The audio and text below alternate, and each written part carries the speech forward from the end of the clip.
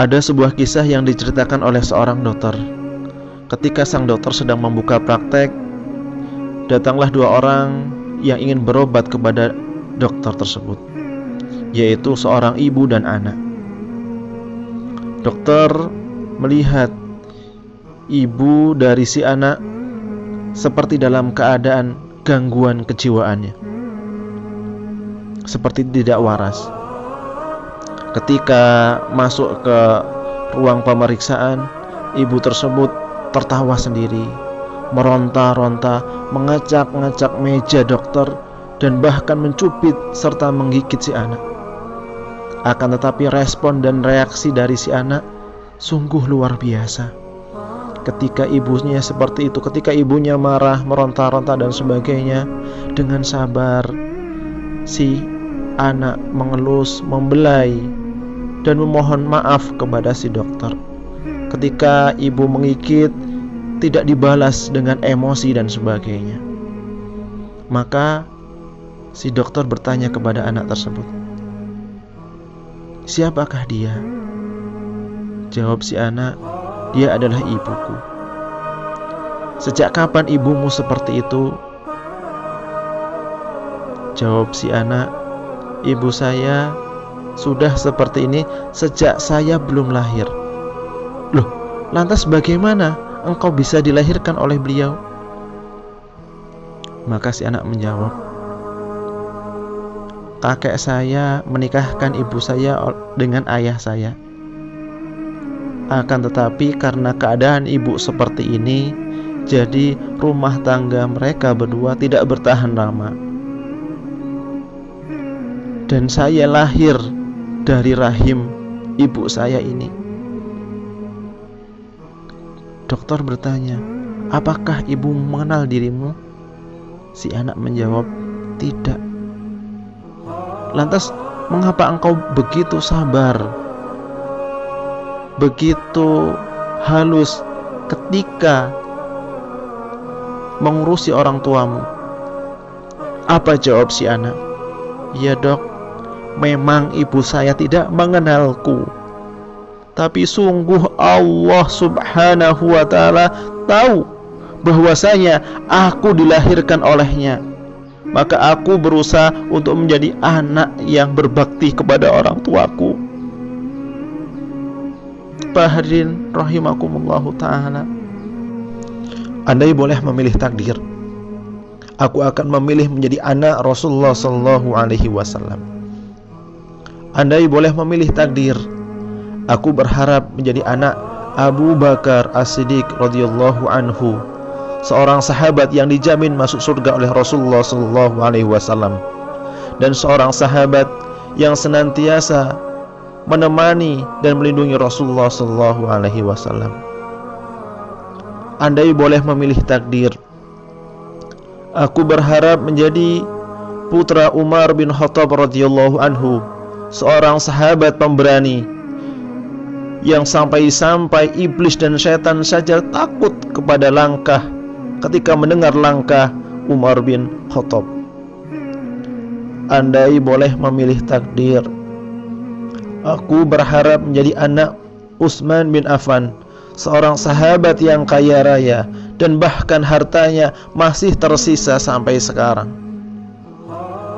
Andai boleh memilih takdir, aku berharap menjadi putra Ali bin Abi Thalib, seorang sahabat yang gagah berani dan tidak pernah kalah dalam berperang, akan tetapi ketika memainkan pedang tidak pernah emosi. Akan tetapi aku tidak boleh memilih takdir, karena Allah subhanahu wa ta'ala menghadiahkan, menetapkan takdir yang terbaik untukku, yaitu menganugerahkan ayah, ibu yang sangat menyayangi aku. Dialah ayahku, dialah ibuku yang selalu mengasihiku, yang selalu menyayangiku dari aku di dalam rahim sampai saat ini. Ayah, ibu, maafkanlah anakmu ini. Maafkanlah anakmu ini yang belum bisa berbakti kepadamu. Jamaah rahimakumullahu ta'ala, ingatlah, kita dikasihi, disayangi, dibelai oleh ibu kita semenjak kita di dalam rahim. Dalam kondisi hamil, ibu merasakan kepayahan yang luar biasa. Banyak wanita ketika dalam kondisi hamil harus bed rest, karena ketika dia bekerja sedikit keluar darah. Banyak wanita yang hamil muntah-muntah, sakit, panas badannya. Luar biasa yang dirasakan ketika seorang wanita dalam kondisi hamil. Belum lagi ketika seorang wanita akan melahirkan, dia harus siap mempertaruhkan nyawanya demi anak-anaknya. Demi siapa? Demi kita dulu ketika kita akan dilahirkan. Darah bercucuran, tangis jeritan dirasakan oleh ibu-ibu kita dulu demi memperjuangkan kita. Dan bahkan ada beberapa wanita ketika akan melahirkan anaknya diberi dua pilihan, karena tidak mungkin diselamatkan keduanya, harus memilih siapa yang harus diselamatkan, anak atau ibunya. Banyak di antara mereka memilih, dokter, selamatkanlah anak saya, biarlah saya yang menanggung resiko ini. Sungguh luar biasa perjuangan ibu kita. Setelah itu, ketika kita sudah dilahirkan, apakah ibu bisa berleha-leha? Tidak sekali-kali. Ketika kita masih bayi, kita hanya bisa menangis dan mengganggu kedua orang tua kita. Ketika lapar, kita menangis. Ketika kita buang kotoran, kita menangis. Di malam hari waktu mereka istirahat, kita mengganggu tidur mereka. 2 tahun ibu menyusui kita. Kadang ketika menyusui kita, bukan ASI yang keluar, akan tetapi darah, karena mungkin ibu kita kekurangan gizi. Ingatlah ayah kita, keringatnya bercucuran. Lihat tangan kasarnya yang dia gunakan untuk mencari nafkah. Untuk siapa? Untuk kita. Sudahkah kita berbuat baik kepada mereka? Karena kita terus-terusan merepotkan kedua orang tua kita. Ketika kita sudah sekolah, sudahkah kita senantiasa mohon doa kedua orang tua kita? Mohon keridhaan dalam mencari ilmu. Karena banyak di antara kita ketika kita sekolah tambah merepotkan kedua orang tua kita. Kita minta dibelikan HP, kita minta dibelikan motor, akan tetapi HP yang sudah dibelikan untuk kita, pernahkah kita selalu gunakan untuk mengingat orang tua? Atau justru malah kita gunakan untuk maksiat? Ketika kita sekolah, orang tua harus utang ke sana kemari demi membiayai kita, sedangkan kita dengan mudah menghambur-hamburkan uang dari pemberian orang tua bersama teman-teman kita.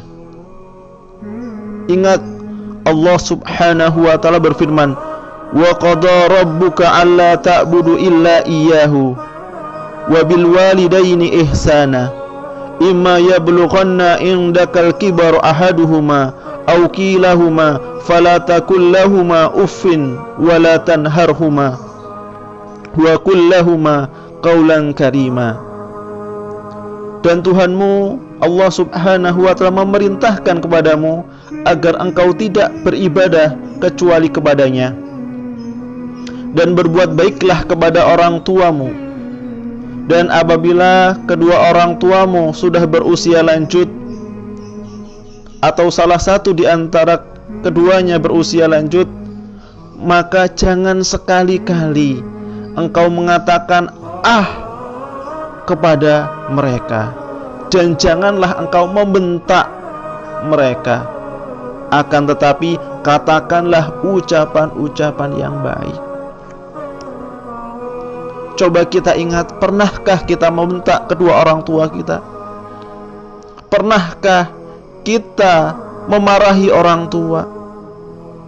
Pernahkah kita menjelek-jelekan orang tua, menggibah orang tua, memaki orang tua?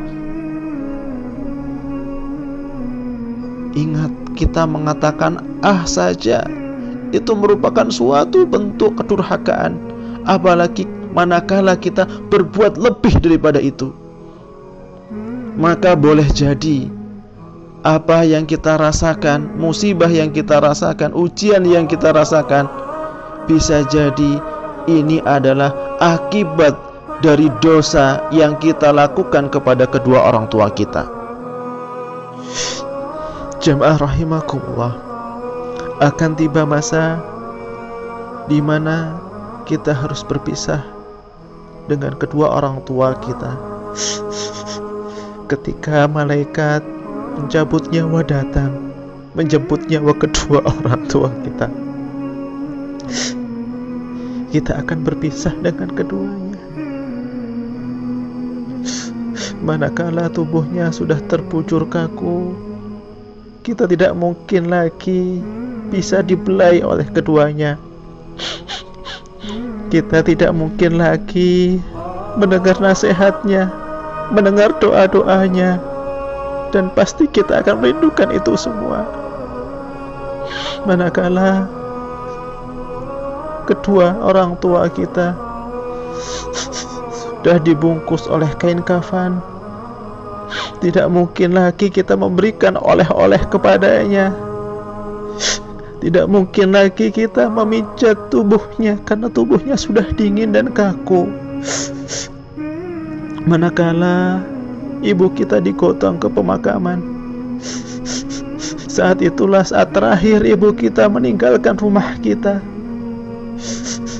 Dan manakala orang tua sudah dimasukkan ke dalam liang kuburnya, saat itu adalah saat terakhir kita melihat wajahnya.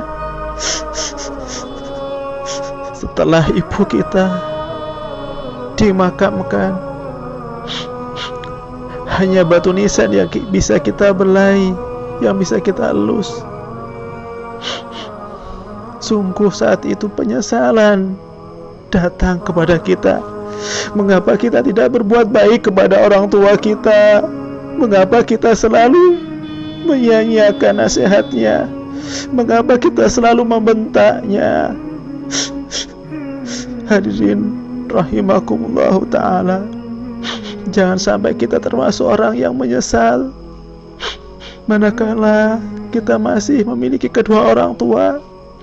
Marilah sama-sama kita berbakti, berbuat yang terbaik untuk kedua orang tua kita. Kita doakan kedua orang tua kita. Allahumma firli wali walidayya warhamhuma kama rabbayani saghira. Rabbana atina fid dunya hasanah wa fil akhirati hasanah wa qina adzabannar.